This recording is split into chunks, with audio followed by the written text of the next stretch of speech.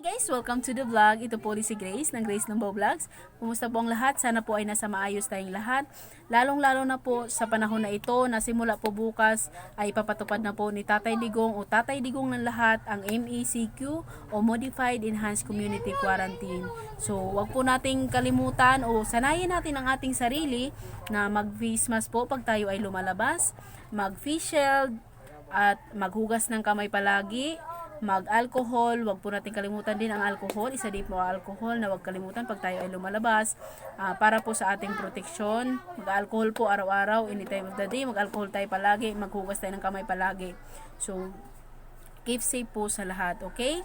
So, unang-una, magpapasalamat lang ako sa lahat ng mga subscriber ko, sa lahat po na nag-subscribe sa channel ko. Thank you so much po.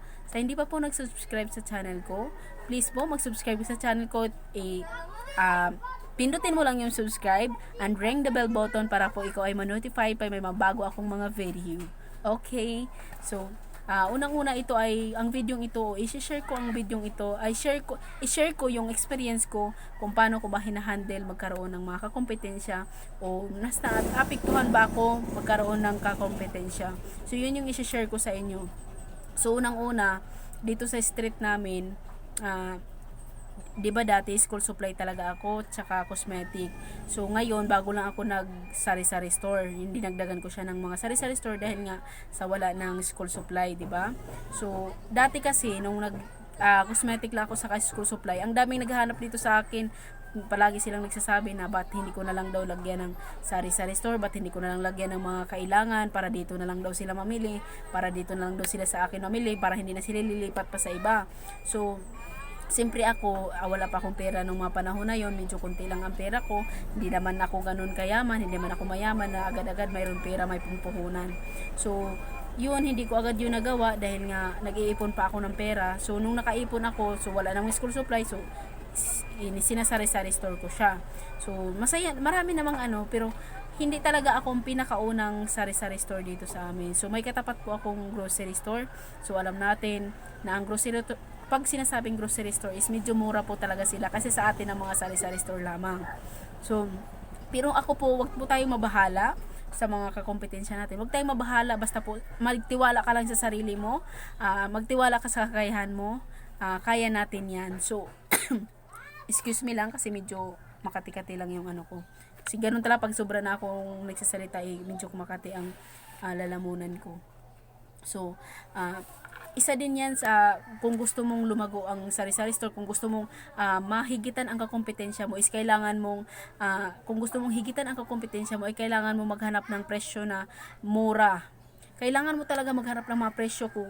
Kaya wag kang magstay lang sa isang sari-sari store lang na binibilhan mo. Kasi alam mo kung bakit?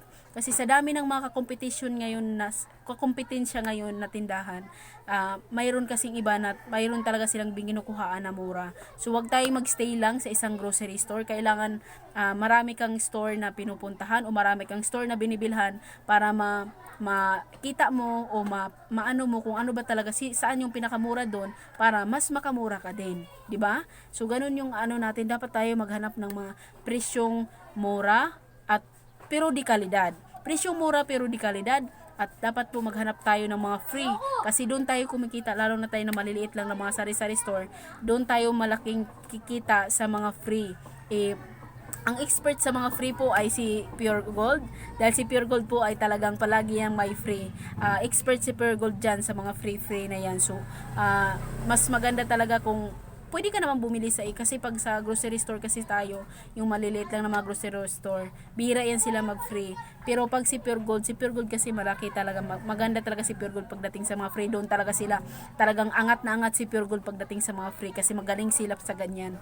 So, kailangan natin maghanap ng murang presyo, kailangan natin maghanap ng mga free, tapos sa presyo din, sa presyohan natin. So dapat tayong ganun. Sa presyohan din natin is kailangan, 'di ba? Pag presyohan, kung ikaw may kompetensya, kailangan piso, dos lang ang pagitan nyo. So gaya ko, ako dito sa amin kasi is ang mga tao dito, ang mga sari-sari store dito is pababaan talaga ng presyo. So ako, okay lang din naman sa akin magbaba ako ng presyo kasi kahit paano may mga may kinukuhaan ako na medyo mababa pa kaysa sa kinukuhaan nila siguro. So siguro sila kumukuha pa sa mga, hindi ko lang alam kung saan sila kumukuha, pero ako kasi, once kasi ako na libre yung deliver ko, ako minsan kumukuha ako sa, may kinukuha ako na dinideliver lang sa akin. So pwede ko siyang babaan kahit papatong lang ako ng 50 centavos, okay na ako doon kasi hindi naman ako nag-uupa. Ang binabayaran ko lang talaga is ilaw tsaka tubig, yun lang talaga binabayaran, hindi naman ako umuupa ng bahay. So kahit magbaba pa, kaya kong magbaba rin. Pero syempre inaano din natin kasi dito sa amin kasi pababaan talaga kasi nga 'di ba, may ano kami dito. Kasi medyo marami-rami na rin. Kaya pababaan ang mga tindahan dito, kay iiwan pati kahit ako nahihirapan ako paano ko ano, kasi swerte na lang talaga yung mga store na iba na hindi sila ganon na pababaan. Dapat level lang dapat yung presyo, pero dito sa amin kasi medyo talagang kung baba ka mas may mababa pang iba, kaya talagang competition talaga. So isa din yan sa mga ano, dapat ang presyo is tama lang dapat ang presyo, kasi kung hindi tama lang ang presyo mo, hindi ka iistihan ng customer, di ba? So hindi ilalago ang ano mo, so mahirap ng swerte ng kompetensya mo kasi doon sila bibili kasi mas mura. So dapat ang presyohan natin is dapat level lang. So wag tayong masyadong mataas, wag din tayong masyadong mababa. Kasi malulugi naman tayo kung masyado tayong mababa, 'di ba?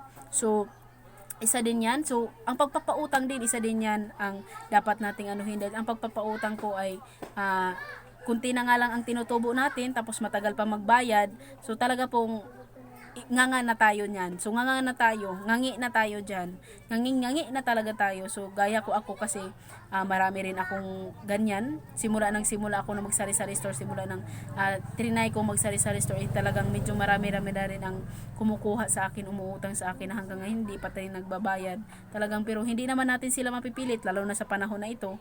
So siguro iwan lang. So ngangi talaga ako kasi kaya nga ako ngayon talagang kung alam ay pinapautang ko na lang is yung talagang nagbabayad talaga, kasi napakahirap lalo na sa panahon na ito is talagang pinapaikot lang natin ang ating mga puhunan. So kailangan din natin ng ganon. So so ingat-ingat lang tayo sa mga pagpapautang kasi 'di ba, kung maliit lang ang presyo ay maliit lang ang tubo mo, so ingat-ingat lang tayo sa ganon. So at saka isa din yan sa dapat ang anuhan natin is kung ano yung wala sa mga kakompetensya mo, dapat ganun, mayroon ka. Kasi ako, sa mga kakompetensya ko kasi dito sa amin is swerte ko lang din siguro kasi ako lang din dito ang mayroon cosmetic. So, syempre kahit hindi man mabenta masyado ang sari-sari store ko, yung mga essential ko, kung hindi man masyado mabenta ang mga essential ko, at least doon sa non-essential is mabenta pa ako, mayroon pa rin akong benta, mayroon pa rin akong kita kahit paano, may umiikot pa rin na pera sa akin. So kasi sa ibang mga kakompetensya ko is wala naman sa kanila yung mga cosmetic, yung iba kong may mga paninda ako dito na wala sa kanila. So yun na lang siguro yung pinanghahawakan ko rin, kaya siguro parang medyo kampante rin ako sa mga kakompetensya siguro, kaya medyo kampante ako sa sarili ko na kaya kong malalagpasan yung mga pagsubok na ito. So yun. So ito i-share ko lang sa inyo. Mayroon dito na talagang mayroon ditong bagong tayo na sari-sari store sa amin. So i-share ko lang. So sabihin mo man na ang kakompetensya ay huwag ka dapat kabahan, pero alam mo kinakabahan ako. Alam mo parang hindi naman ako kinakabahan talaga, na totally kinakabahan ako. So parang ano lang ako kasi siyempre dati pa silang may mga negosyo talaga, mga business minded talaga sila, talaga may mga negosyo sila, kaya so kinakabahan ako. Tsaka ang isa din sa kinakabahan din ako sa kanila, kinakabahan din ako kasi medyo may pera sila, medyo maraming pera sila, hindi gaya ko talaga, nagsisimula lang ako sa maliit. So pinapalaki ko lang siya ng sarili kong pagod, sikap, tiyaga lang talaga. So doon ko lang siya pinapalaki. So medyo kinakabahan lang ako sa bagong tayo ngayon kasi nga 'di ba may pera sila, tapos matagal na silang mga nagninegosyo.